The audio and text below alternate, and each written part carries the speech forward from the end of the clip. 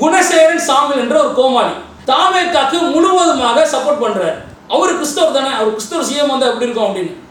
அப்ப கிறிஸ்தவத்தை முற்றிலுமாக அறியாத பேர் கிறிஸ்தவராக இருக்கக்கூடிய அல்லது கிராமத்தில் இருக்கக்கூடிய கிறிஸ்தவர் என்ன செய்வாங்க, பாதிரியாரே என்ன சொல்லிட்டாரு, ஆதரவு கொடுத்துட்டாரு. அவர்களுக்கு குணசேகர சாமுவேல் யாரு, எந்த திருட்டு பையன்னு தெரியாது. அவங்களுக்கு அங்கி போட்ட மனுஷன் பாஸ்டர் சப்போர்ட் பண்றாரு விஜய்க்கு அப்படின்னு நினைச்சுக்குருவாங்க. ஒரு கிறிஸ்தவர் முதலமைச்சர்னா எப்படி இருக்கும் இவங்களுக்கு நினப்பு? என்ன நினப்பு? தெருவெல்லாம் சர்ச்சு, பார்க்குறவங்கலாம் வெள்ளை ட்ரெஸ்ஸு, பார்க்குறவங்கலாம் பிரைஸ் லார்டு, பார்க்குறவங்கலாம் அல்லேலூயா, பார்க்குறவங்களாம் பிரதரு, பார்க்குறவங்களாம் சிஸ்டர். அப்படி ஒரு கனவு கற்பனை உலகத்தில் வாழக்கூடிய கிறிஸ்தவர்கள். உனக்கு பின்னாடி இன்னொரு கோமாளி வரான், ஊழியக்காரன்னு. அவன் லூக்கா 2:10 அப்படின்னு ஆரம்பிக்கிறான். நான் தீர்க்க தரிசனமாக சொல்லுகிறேன், நீங்க முதலமைச்சர் ஆவீங்க. சரி, 2026 பார்க்க போற, ஒரு முதலமைச்சர் ஆக போற, நீ கள்ள தீர்க்க தரிசின்ற தலையில முத்திரை குத்திக்கிறியா? ஏன்னா எப்படியாவது ஓட்ட பிரிச்சிடணும். நம்ம செபஸ்டியன் சீமான கூட இவங்க தான் கொண்டு வந்திருக்கலாம், வாய் சரியில்லை, எங்கிட்ட எது பேசணும்னு தெரியல, கொண்டு வந்த அந்த நபர் யூஸ் ஆகல. அதோட தான் விஜய் எடுக்க வேண்டிய கட்டாயம். பத்தி ஒரு 10 நிமிஷம் பேசுங்க விஜய்னா பேச தெரியாது விஜய்க்கு. அண்ணாவை பத்தி சொல்லுங்கன்னா சொல்ல தெரியாது. அவருக்கு அம்பேத்கரை பற்றி தெரியாது. எதையுமே தெரியாத அவர்களை கொள்கை தலைவராக வைத்துக் கொண்டு திராவிட முன்னேற்ற கழகத்தை அழித்தே தீர வேண்டும் என்று, அண்ணா திராவிட முன்னேற்ற கழகம் ஒன்றாக இருக்க வேண்டும் என்ற எண்ணம் பாஜகவுக்கு ஒருபோதும் இல்லை. அவர்களுக்கு திமுகவை அழிக்க வேண்டிய திட்டம் தான். திமுக அழிச்சிடும். ஏன் அப்படின்னா திமுக கிறிஸ்தவர்கள் கண்மூடித்தனமாக ஒன்றை நம்பி அதற்கு வாக்களிக்கக்கூடியவர்கள். நீ ஓட்டு போடக்கூடிய ஒவ்வொன்றும் நீ ஒரு பாவத்திற்கு சமமானது. ஒருவேளை விஜய்க்கு ஓட்டு போட்டு அந்த எதிர்க்கட்சி ஆட்சிக்கு வந்தால், வர்றதுக்கான வாய்ப்புகள் சாத்தியக்கூறுகள் இல்லை. நீங்க கிறிஸ்தவர்கள், நீங்க முட்டாள் கிறிஸ்தவர்கள் ஓட்டே போட்டா கூட வரமாட்டான். ஆனால் வணக்கம், கிறிஸ்டியன்ஸ் ஆர் எமோஷனலி இடியட் என்றலாம்.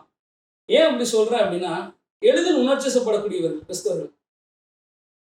சினிமாவை பார்க்க மாட்டாங்க, சினிமா மோகம் இல்லை என்பார்கள், சினிமா பாடலை வீட்டில் கேட்க மாட்டாங்க, சினிமாவை பற்றி பேசக்கூடிய ஒரு கலாச்சாரம் தமிழ் கிறிஸ்தவர்களுக்கு கிடையாது. ஆனால் அதே நேரத்தில் சினிமாவிலிருந்து ஒருத்தவர் இயேசுவை பற்றி சொன்னால் அவரை தூக்கி வைத்து கொண்டாடக்கூடிய ஒரு சமூகம் தான் இந்த தமிழ் கிறிஸ்தவ சமூகம். இதற்கு நிறைய பேர் எடுத்துக்காட்டு சொல்லலாம். நாகேஷ் அவருடைய மகன் ஆனந்த் பாபு, அவர் நான் இயேசுவை ஏற்றுக்கொண்டேன், இயேசுவால ரட்சிக்கப்பட்டேன் அப்படின்னு சொன்ன உடனே நிறைய திருச்சபைகளில் அவரை கூப்பிட்டு பிரசங்கம் பண்ண வச்சு அவரை தூக்கி கொண்டாடிய ஒரு தமிழ் கிறிஸ்தவ சமூகம் தான் நம்முடைய சமூகம். இதன் போலவே நடிகர் நாகேஷுடைய பையன் மட்டும்தானா? இல்லை, நடிகர் செந்தில், நடிகர் ராமராஜன், நடிகர் குமரிமுத்து, இப்படி நிறைய நடிகர்கள் என்ன செய்கிறாங்க, இடைப்பட்ட காலங்களில் நாங்கள் இயேசுவால் ரட்சிக்கப்படணும்னு சொன்னபோது தங்களுடைய திருச்சபைக்கு அழைத்து அவர்களை பிரசங்கிக்க கொடுத்து அவர்கள் ஒரு மாதம் 2 மாதத்துக்குள்ளேயே அவங்களை என்ன செஞ்சிருவாங்க, ஒரு உச்சத்துக்கு கொண்டு போயிடுவாங்க, அவங்களுக்கு காணிக்கை கொடுத்து. இது சின்ன சின்ன போதகர்கள் மட்டும்தான், சின்ன சின்ன திருச்சபைகள் மட்டும்தான் செய்கிறாங்களா அப்படின்னு கேட்டால் இல்லை. அண்ணன் மோகன் சி லாசரஸ் அவர்கள் கூட ஒரு சினிமா துறையினர் நடத்திய கிறிஸ்துமஸ் விழாவில் கலந்து கொண்டார். அது ஒரு பெரிய விமர்சனத்துக்கு உள்ளானது. அது மட்டும் இல்லாமல் தன்னுடைய கூடாரத்தில் நடிகை நக்மா அவர்களை அழைத்து அவருடைய சாட்சியை பகிர சொல்லி பெரிய விமர்சனத்துக்குள்ள ஆனவர் தான் அண்ணன் மோகன் சி லாசரஸ் கூட. இப்படி எளிதில் உணர்ச்சிசப்பட்டுருவாங்க. இப்படிப்பட்ட மக்கள்கிட்ட எப்பா தமிழ்நாட்டில் ஒரு கிறிஸ்தவ சிஎம் வந்தால் எப்படி இருக்கும் அப்படின்னு கேட்ட உடனே இவங்களுக்குள்ள ஒரு இனம் புரியாத ஒரு சந்தோஷம். அப்பா கிறிஸ்தவ சிஎம்மா? ஏன் அப்படின்னா இவங்களுக்குள்ள என்ன அப்படின்னா ஒரு தாழ்வு மனப்பான்மை. நம்ம ஒரு மைனாரிட்டியா இருக்கிறோம், நமக்குன்னு கேட்கறதுக்கு யாரும் இல்லை, நமக்குன்னு பேசுறதுக்கு யாரும் இல்லை அப்படின்னு இவங்க தங்களுக்குள்ள பேசிக்கொள்ளும் போது எப்படி பேசிக்கொள்வாங்க அப்படின்னா, அந்த கலெக்டர் நம்ம சிஎஸ்ஐ சர்ச்சாம்ப்பா, நம்ம பிலீவராம்ப்பா, அப்போ அவர் அந்த பாஸ்ட் அந்த ஊழியக்காரர் சொன்னாருப்பா அப்படின்னு இவங்களாம் மிகைப்படுத்தி பேசிக்கொள்வார்கள். அரசியல்வாதியை வைகோ ரசிக்கப்பட்டாராம் தெரியுமா, ரஜினிகாந்த் முழு ஞானஸ்தானம் வாங்கிட்டாரு தெரியுமா, இப்படின்னு இவங்களுக்குள்ளேயே பேசி பழக்கப்பட்ட இவர்கள் பின்னாடி நடக்கக்கூடிய ஒரு சூழ்ச்சியை இவங்க முற்றிலுமாக அறிந்து கொள்ளல. இதை பார்த்த எனக்கு இதை உங்களோடு பகிர்ந்து கொள்ள வேண்டும், இதை பேச வேண்டும் என்று தோன்றியதுனால இன்னைக்கு நான் இந்த காணொலி மூலியமாக உங்களை நான் பேசுறேன். இந்த கிறிஸ்தவர்களுக்கு என்ன செய்யுது, ஒரு பெரிய தாக்கத்தை உருவாக்குது. நீங்க கிறிஸ்தவத்தினால பெரிய மாற்றத்தை உருவாக்கிவிட முடியுமா அப்படின்னு கேட்டா, கிறிஸ்தவருடைய ஓட்டு வங்கி 2011 கணக்கின்படி தமிழ்நாட்டில் கிறிஸ்தவர்களுடைய எண்ணிக்கை 6.11% அப்படின்னு சொல்றாங்க. பின்பு 2021 இது 12% மாறி இருக்கிறது என்று சொல்கிறார்கள். இன்னைக்கு 2025 அதை விட என்ன செஞ்சிருக்கோம், கூடுதலாக தான் வந்திருக்கணும். அப்படிப்பட்ட சூழல்ல கிறிஸ்தவர்கள் ஓட்டு ஒவ்வொரு சட்டமன்ற தொகுதியிலையும் குறைந்தபட்சம் இன்றைய காலகட்டத்தில் ஒரு 15% கிறிஸ்தவர்கள் தமிழ்நாட்டில் இருக்கக்கூடும். அது எல்லாத்தையும் சேர்த்து ரோமன் கத்தோலிக்க, லுத்தரன் திருச்சபை, தென்னிந்திய திருச்சபை, பெந்தேகோஸ்தே திருச்சபை, சுயாதீன திருச்சபை எல்லாம் சேர்த்து ஒரு 15% இருக்கலாம். இந்த 15% ஓட்டு நீண்ட நெடுங்காலமாக திராவிட முன்னேற்ற கழகத்தின் ஓட்டு வங்கியாக இருந்து வருகிறது. ஏன் அப்படி ஓட்டு வங்கியாக இருந்து வருது அப்படின்னா, எம்ஜிஆர் ஒரு பெரிய ஒரு தாக்கத்தை உருவாக்குனார்.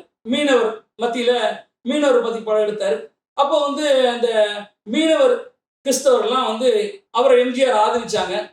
எம்ஜிஆர் மறைவுக்கு பின்பாக இன்று வரை திராவிட முன்னேற்ற கழகத்தோடு இணைந்துதான் இந்த கிறிஸ்தவ மதம் போய்கிட்டு இருக்கு. பெரிய அளவுல அண்ணா திராவிட முன்னேற்ற கழகத்தையோ இல்ல மாற்று கட்சியவோ ஆதரித்து பெரிய ஓட்டு வங்கியை ஒரு தாக்கத்தை ஏற்படுத்த முடியல. அப்படிப்பட்ட சூழல்ல இந்த திமுகவுடைய ஓட்டு வங்கியை எப்படியாவது பிரிக்கணும் அப்படின்னு பாஜக திட்டமிடும் போதுதான் பாஜகவுக்கு நேரடியாக ஓட்டை வாங்க முடியாது. நம்ம கடந்த காலங்களில் பார்க்கலாம். ஜெயலலிதா இறப்புக்கு முன்பாக அண்ணா திராவிட முன்னேற்ற கழகத்தை பல பங்காக பிரித்து பல சூழ்ச்சிகள் செய்து அண்ணா திராவிட முன்னேற்ற கழகத்தின் மூலமாக தமிழ்நாட்டிலே உள்ளே புகுந்து இன்னைக்கு தமிழ்நாட்டில் 5 எம்எல்ஏக்கள் 5 சட்டமன்ற உறுப்பினர்களை உருவாக்கக்கூடிய ஒரு சூழல் உருவாக்கி இருக்கக்கூடிய இந்த பாஜக இந்த சட்டமன்ற தேர்தலை பயன்படுத்தி கொண்டு தமிழ்நாட்டில் எப்படியாவது ஊடுருவி விட வேண்டும் என்ற ஒரு பெரிய ஒரு திட்டம், நோக்கம், எண்ணம் இருக்கு. அதுக்காக தான் பலவிதமான முயற்சிகளை தொடர்ந்து செய்து வருகிறார்கள். அதுல ஒரு முயற்சி தான் ஜோசப் விஜய். பேர்ல கிறிஸ்தவம் இருக்கிறதுனால கிறிஸ்தவர்களுக்கு நான் முன்னாடி சொன்னது போல அவங்க எமோஷனல் இடியட்ஸ். ஒரு கிறிஸ்தவர் முதலமைச்சரானா எப்படி இருக்கும் இவங்களுக்கு நினப்பு? என்ன நினப்பு? தெருவெல்லாம் சர்ச்சு, பார்க்குறவங்கலாம் வெள்ளை ட்ரெஸ்ஸு, பார்க்குறவங்கலாம் பிரைஸ் லார்டு, பார்க்குறவங்கலாம் அல்லேலூயா, பார்க்குறவங்கலாம் பிரதரு, பார்க்குறவங்கலாம் சிஸ்டர். அப்படி ஒரு கனவு கற்பனை உலகத்தில் வாழக்கூடிய கிறிஸ்தவர்கள் ஜோசப் விஜயை ஆதரிப்பார்களா? ஒரு பெருவாரியான ஓட்டுக்களை பெறாவிட்டாலும் ஒரு குறிப்பிட்ட சதவீத ஓட்டுக்களை வாங்கிவிடலாம் என்ற எண்ணத்துல இந்த ஜோசப் விஜய பாஜக இன்ட்ரோடியூஸ் பண்ணுது. எப்ப இன்ட்ரோடியூஸ் பண்ணுது? நாம நினைத்திருக்கலாம் ஏதோ 2025 அல்லது 2024 பாஜக இந்த அஜெண்டாவை எடுத்திருக்கிறாரு. ஆனா 2017 ஆண்டு மெர்சல் திரைப்படம் வெளிவருது. மெர்சல் திரைப்படம் வெளிவந்த உடனே ராஜா முதலாக அறிக்கை விடுகிறார். என்ன அறிக்கை விடுறாரு? ஜோசப் விஜயை வன்மையாக கண்டிக்கிறோம் அப்படின்னு. ஜோசப் விஜயை வன்மையாக கண்டிக்கிறோம் என்று சொன்னவுடன் யூடியூப் சேனல்ஸ் எல்லாம் ராஜா போறாங்க. நீங்க ஏன் அவர் விஜயன் சொல்லல, ஜோசப் விஜயன் சொல்றீங்க அப்படின்னு சொல்லும் போது முதலாக அல்லது உலக மக்களிடம் பொதுவாக விஜயை கிறிஸ்தவராக அடையாளப்படுத்துவது ராஜா. ஏன் அப்படின்னா, கிறிஸ்தவர்கள்ட்ட ஒரு ஆதரவை விஜய்க்கு திரட்ட வேண்டும், கிறிஸ்தவர்களை ஓரணியில் சேர்க்க வேண்டும். அதற்கு விஜய் என்ன செய்யறாரு? பயன்படுத்துறாரு. அப்படியே காலம் போய்கிட்டே இருக்கு. அந்த காலம் போயிட்டே இருக்கும்போது மீண்டுமாக 2019 இதே ராஜா மறுபடியும் அந்த பிரச்சனையை கிளப்புறாரு. என்ன சொல்றாரு? நீட் இந்த எக்ஸாம் அப்ப திருப்பி ஜோசப் விஜய் இருக்கிறார். அப்ப ஜோசப் விஜய் என்பவரை அடையாளப்படுத்துவது பாஜகவுடைய திட்டமிடல். இந்த திட்டமிடல் போது 2017 திட்டமிட்டு விட்டார்கள். திட்டமிட்ட உடனேயே இங்க இருக்கக்கூடிய கிறிஸ்தவர்கள் எல்லாம் பாத்தீங்களா, சினிஃபில் இருக்கிற விஜய்க்கு ஒரு கிறிஸ்டினா இருக்கிறதுனால எவ்வளவு கஷ்டப்படுறாரு அப்படி ஒரு எண்ணத்தை அவர் மனதில் ஆழமாக புகுத்த வேண்டும் என்பது அவருடைய திட்டம்.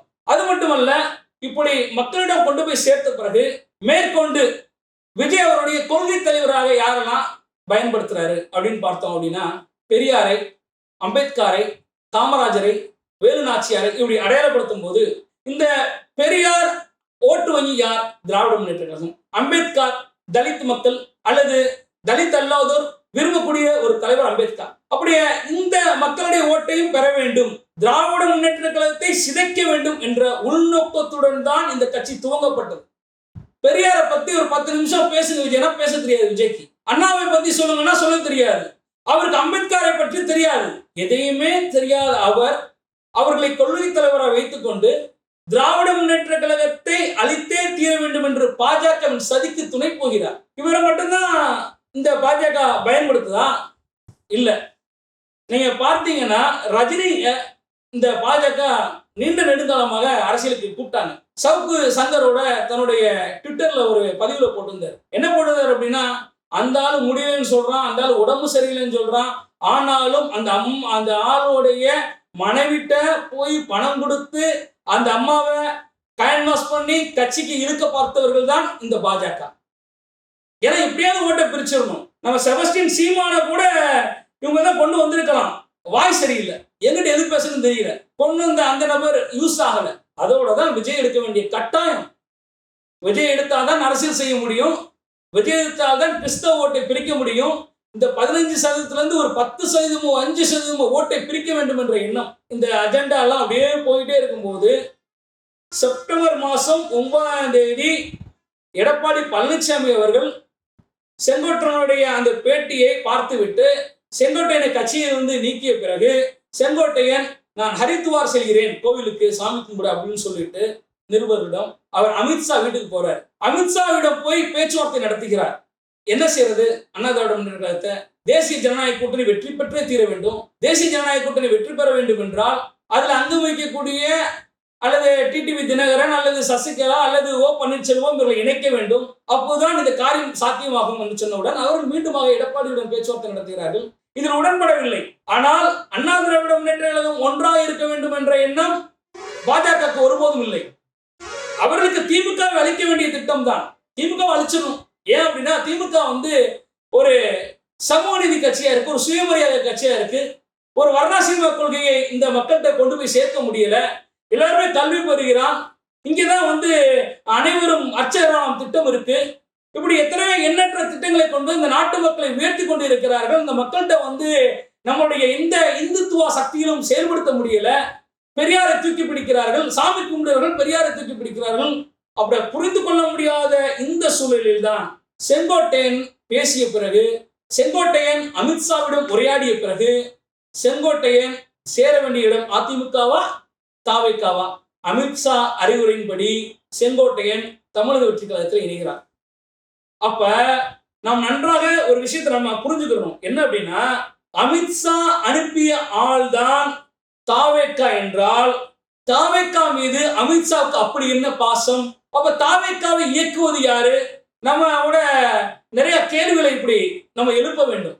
அது மட்டும் இல்லாமல் கிறிஸ்தவர்கள் மத்தியிலையும் 2-3 ஜோக்கர் இருப்பாங்க. யார் அப்படின்னா, இந்த ஒன்றுக்குமே ஆகாத திருச்சபையில வச்சு நடத்த மாட்டாங்க. அவங்க திருச்சபையில குறைந்தபட்சம் போனா ஒரு 4-5 குடும்பமோட இருக்காது. இந்த கன்னியாகுமரி மாவட்டத்திலேயோ திருநெல்வேலி மாவட்டத்தில் இருக்கக்கூடிய ஒரு 2 பிஷப் என்று தன்னைத்தானே சொல்லிக்கொண்டு தன்னைத்தானே பேட்டி கொண்டு முக்தாரிடம் தன்னைத்தானே அறிமுகப்படுத்திய கோமாளிகள் 2 பேர். ஒரு கோமாளி யார் அப்படின்னா குணசேகரன் சாமியல் என்ற ஒரு கோமாளி. இந்த குணசேகர சாமியல் என்ற கோமாளி தாவேக்காக்கு முழுவதுமாக சப்போர்ட் பண்றாரு. அவரு கிறிஸ்தவர் தானே, அவர் கிறிஸ்தவர் சிஎம் வந்தா எப்படி இருக்கும் அப்படின்னு.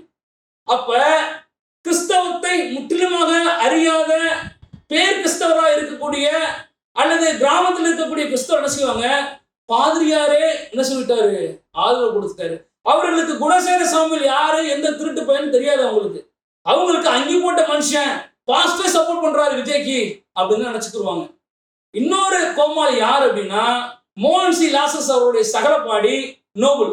இந்த கோமாளி என்ன சொல்றான், நம்ம விஜய் ஆதரிக்க வேண்டும், விஜய் கிறிஸ்தவர், விஜய் சிஎம் ஆயிட்டா நினைச்சு பாருங்க எப்படி இருக்கும், நம்மளுக்கு எல்லாம் அங்கீகாரம் கிடைச்சிடாதா அப்படின்னு இந்த மக்களை பிரெயின் வாஷ் பண்ணக்கூடிய எல்லா விஷயங்களையும் பாஜக இந்த கிறிஸ்தவ கோமாளிகளை வைத்து செய்து கொண்டிருக்கிறது.